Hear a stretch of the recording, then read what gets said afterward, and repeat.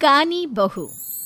किशोरी लाल जी के बेटे राघव की शादी की बात जगह जगह चल रही थी, लेकिन किशोरी लाल जी को कोई लड़की पसंद ही नहीं आती थी। और उसकी एक ही वजह थी, किशोरी लाल जी का लालची होना। उनको लड़की वालों से मोटा दहेज चाहिए था और इसी चक्कर में एक दिन वो एक बहुत पैसे वाले के घर अपने बेटे का रिश्ता लेकर पहुंचे। उस आदमी का नाम था ओम प्रकाश। देखिए किशोरी लाल जी, मेरी एक ही बेटी है और मेरी सारी संपत्ति जायदाद सब कुछ मेरी बेटी नैना का ही है। पापा, नाम से लगता है बहुत खूबसूरत होगी। कितना अच्छा नाम है ना, नैना। ओ, वैसे बात तो सही है आपकी। अब इतना पैसा है, जमीन जायदाद है, इकलौती बेटी, आप भी क्या करेंगे?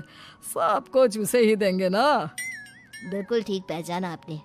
बस बेटी की शादी और सारी जायदाद उसके नाम। पापा, बिना देखे हाँ कर दीजिए ना। इतना अच्छा रिश्ता फिर कहाँ मिलेगा? माला माल हो जाएंगे हम।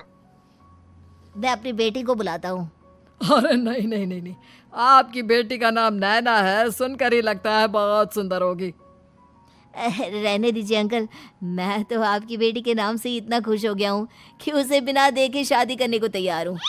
अब तो मैं उसका चेहरा सीधे शादी के बाद ही देखूंगा। और इस तरह राघव नैना का चेहरा नहीं देखता और उससे शादी कर लेता है।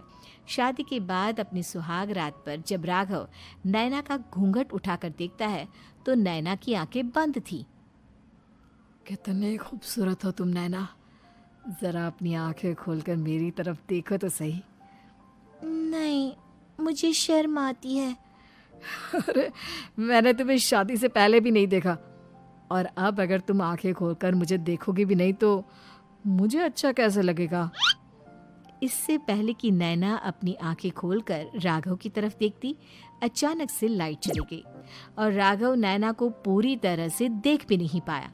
अगली सुबह नैना राघव के लिए नाश्ता बनाकर लेकर आई।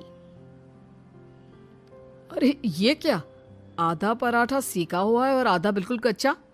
ये तुमने क्या किया नैना? बहू, तुमने क्या आधा पराठा तवे से नीचे लटका कर रखा था, जो आधा सिका है और आधा कच्चा? मुझे जितना दिखेगा उतना ही तो सीखूंगी ना पापा जी। जहाँ जहाँ मुझे नजर आ रहा था वहाँ मैंने सीख लिया, जहाँ जहाँ नहीं दिखा वहाँ कच्चा रह गया होगा। इसका क्या मतलब है? ये कैसा मजाक कर रही है तुम? अरे बहू, तुमने इतना लंबा घूंघट क्यों लगाया हुआ है? देखो, हमारे घर में बहुओं को बेटी की तरह रखा जाता है, और फिर तुम तो इतना सारा माल लेकर आई हो। देखो, ये घूंघट डालकर रखने की कोई ज़रूरत नहीं है। हाँ नैना, पापा जी ठीक कह रहे हैं, तुम तो आराम से रहो, अपना ही घर समझो। नैना अचानक से अपना घूंघट उठा लेती है। अरे ये क्या पापा, नैना की तो एक आंख फूटी हुई है। नाम से नैना, लेकिन ये तो कानी बहू निकली। मेरे साथ धोखा हुआ है, धोखा। बिना दिखाए अपनी कानी लड़की मेरे संग ब्याह दी। मुझे कानी बीवी नहीं चाहिए।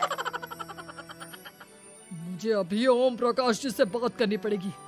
आखिर उन्होंने मेरे साथ ऐसा किया क्यों? अरे, आप लोगों ने ही तो पापा से कहा था कि आप लोग शादी से पहले मुझे देखना नहीं चाहते। अब मेरे पापा पर क्यों इल्जाम लगा रहे हैं? अरे लेकिन उन्हें बताना तो चाहिए था ना कि तुम कानी हो, एक आंख से तुम्हें दिखाई नहीं देता। किशोरी लाल और राघव नाराज होकर ओम प्रकाश को अपने घर बुलाते हैं। पापा जी, ये आपने क्या किया? शादी से पहले बताया क्यों नहीं कि नैना की आंखों में परेशानी है? अरे, आप ही ने तो लड़की देखने से मना कर दिया था। और लेकिन आप बता तो सकते थे। आपको तो हमारी बेटी की प्रॉपर्टी चाहिए थी, वो भी पूरी की पूरी। अब क्या हुआ अगर उसे आधा दिखाई देता है? प्रॉपर्टी तो आपको पूरी मिल गई ना। अरे ये क्या बात हुई? मेरी शादी प्रॉपर्टी से नहीं, आपकी बेटी से हुई है। अब ये तो पहले सोचना चाहिए था, तब तो मेरी प्रॉपर्टी देखकर तुम्हारी जुबान लप लपा रही थी। लेकिन मैं कानी लड़की को अपनी बीवी बनाकर नहीं रख सकता। पापा, कुछ करिए ना आप। हाँ, करता हूँ। देखिए ओम प्रकाश जी, आप हमारे साथ ऐसा नहीं कर सकते। और तुम देखो, अगर तुमने मेरी बेटी से शादी तोड़ी ना, तो जो भी प्रॉपर्टी मैंने तुम्हें दी है वो तो पूरी की पूरी वापस ले ही लूँगा, और आधी प्रॉपर्टी तुम्हारी भी लूँगा। अरे मेरी आधी प्रॉपर्टी भला क्यों लेंगे आप? इसलिए क्योंकि मेरी बेटी को आधा नजर आता है और उसकी नज़र अभी तक तुम्हारी आधी जायदाद पर ही पड़ी है। अब तुम उसे घर से निकालोगे तो कुछ तो लेकर जाएगी ना। और अगर हम आपकी बेटी को अपने घर की बहू बना कर रखे तो? तो तुम्हारी पूरी प्रॉपर्टी तुम्हारी ही रहेगी, और जो मैंने तुम्हें दिया है ना, उसमें से बस मैं आधा लेकर जाऊंगा। अरे लेकिन अब आप अपनी दी हुई प्रॉपर्टी में से आधी वापस क्यों लेकर जाएंगे? अगर मैं आपकी बेटी को अपनी पत्नी बनाकर रखने को तैयार हूं तो? इसलिए ताकि भविष्य में अगर तुम मेरी बेटी को धोखा दो तो उसके पास कुछ तो रहे जो पति का हो। वैसे मेरे पास तो बहुत कुछ है, लेकिन अपने पति की कोई निशानी तो उसके पास होनी चाहिए ना। अब अगर तुमने मेरी बेटी को कानी कहा तो तुम्हें प्रॉपर्टी भी कानी ही मिलेगी, पूरी नहीं। जमाए राजा। किशोरी लाल और राघव समझ चुके थे कि वो बुरी तरह फंस चुके हैं और अब उनके पास वहां से निकलने का कोई चारा नहीं है। अब समझ में आया ना, लालच बुरी बला होती है।